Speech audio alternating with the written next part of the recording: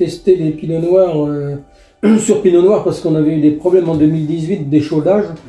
Et on s'était dit qu'avec ce nouvel engrais, on s'était dit que peut-être on aurait, en changeant rien, c'est-à-dire en mettant la même dose de fume poule, on s'était dit qu'on pourrait avoir des vignes peut-être un peu plus étoffées et lutter un peu mieux contre l'échaudage. Donc c'était la raison pour laquelle on avait fait l'essai déjà. Et puis dès la première année, on a constaté quand même une réelle différence déjà par rapport au ver de terre. Entre le coup de bêche dans la partie qui était faite avec cet engrais et le coup de bêche qui était mis dans la parcelle, dans la même parcelle, mais un peu plus loin où il n'y a pas eu d'engrais, il y avait une différence de 2 à 24 vers de terre. Ouais, c'est ça. En fait. Dans le coup de bêche. Et dans la vigne d'à côté où j'étais en train de faire un butage, et on avait donc dans cette vigne-là, on a des créments, donc du rouge, et puis on a des blancs qui n'avaient pas eu de bactériosol. Et dans les portions où je faisais le butage, où il y avait une bactériosol, je faisais pas de loche, c'est-à-dire que la terre était très friable. Et où j'en avais pas mis, ça faisait des loches, donc c'était gras et asphyxié. Ça se voyait surtout bien dans cette parcelle-là parce qu'elle est beaucoup plus grasse que l'autre. Et je l'ai constaté encore plus dans l'été, dans les moments où c'était très sec. Et quand on faisait notre dernier coup d'intercept, c'était à trancher le couteau en fait dans la parcelle justement qui était coupée en deux. Les lames travaillaient. Les charrues ne rentraient pas dans la partie où il n'y avait pas de bactériosol. Et là où il y avait du bactériosol, les charrues rentraient aussi dans la l'été. Ouais, puis en ce moment on est en train de tailler, on pioche des repiquages. Il y a les repiquages plus l'essai adulte, donc quand on taille, on prend une petite pioche pour nettoyer le tour du jeune C pour qu'il lutte, pour pas qu'il y ait trop de concurrence avec l'herbe de bonheur au printemps, et le coup de pioche se donne très bien, quoi. C'est pas dur, c'est pas du béton. Passage en bio dans la mesure où les vignes sont bien faites, il n'y a aucune raison de récolter moins, mais après il faut que les vignes soient bien faites. Il faut être équipé pour...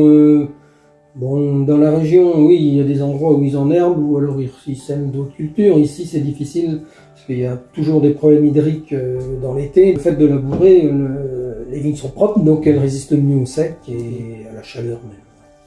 Il ne faut pas de concurrence avec l'herbe pour arriver à garder un rendement.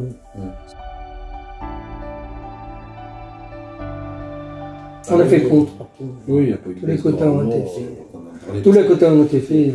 Et on a même remarqué pendant les années de conversion, là, donc depuis 2019, on a remarqué que sur nos moyennes de rendement en bio, puisque c'est la conversion, c'est pas bio, mais c'est la conversion bio. La conversion bio, on était mieux que les collègues de Saint-Brieuc qui ne labourent pas les vignes, que ceux qui désherbent uniquement. Quasiment tout le monde a fait les quotas, mais on est dans ceux qui ont fait le plus de chardonnay. Le chardonnay sur Saint-Brieuc est le cépage qui a le plus décroché parce qu'il a plus gelé que les autres cépages, c'est un peu plus sensible. Et bon, on a fini un peu plus tard de tailler, mais on a fait le rendement. Puis vous avez modifié aussi la fertile. La première année, vous n'aviez pas réduit le reste. Oui. Une poule, vous n'en avez pas remis partout. Après, on n'en mettait pas. Non, ils n'en mettent plus que dans les créments, il n'y a que du bactériosol dans les autres vignes. Dans les autres vignes, il n'y a rien d'autre. La première année, c'était en plus, et maintenant, on a avancé. On a juste remis cette année un peu de potasse, mais partout.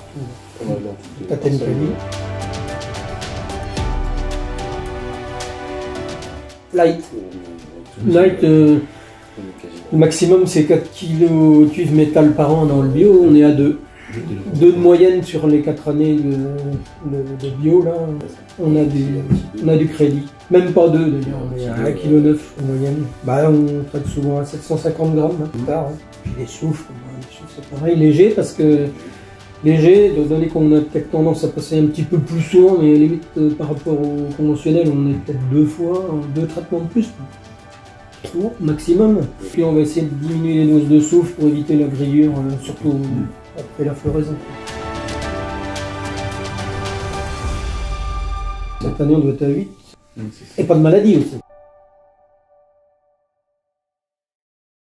Oui, de toute façon, c'est continuer d'apporter ce qu'on apporte au minimum.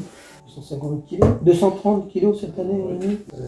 Après, la vitesse de croisière est prise, je ne vois pas de grands changements. L'objectif, le but, c'est de continuer de récolter comme on a récolté cette année.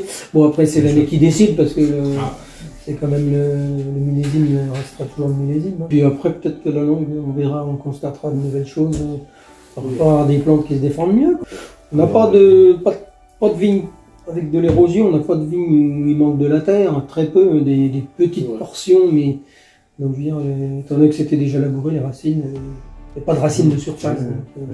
Ça se fait quand même déjà beaucoup plus facilement. Ça évite d'arracher l'essai du premier coup. Parce que là, disons qu'on est quand même tombé sur des années où il y avait les problèmes d'échaudage, donc c'était un petit peu... On regardait surtout l'échaudage qu'il y avait. Bon, là, le fait d'avoir un beau feuillage, l'année dernière, on n'a pas eu les chaleurs des années d'avant, mais on a eu quelques poussées quand même de chaleur. Mais la vigne s'est très bien comportée, elle a bien résisté. Je pense que ça peut y faire une vigne en état, elle a mieux lutté. Les raisins sont plus salants, forcément.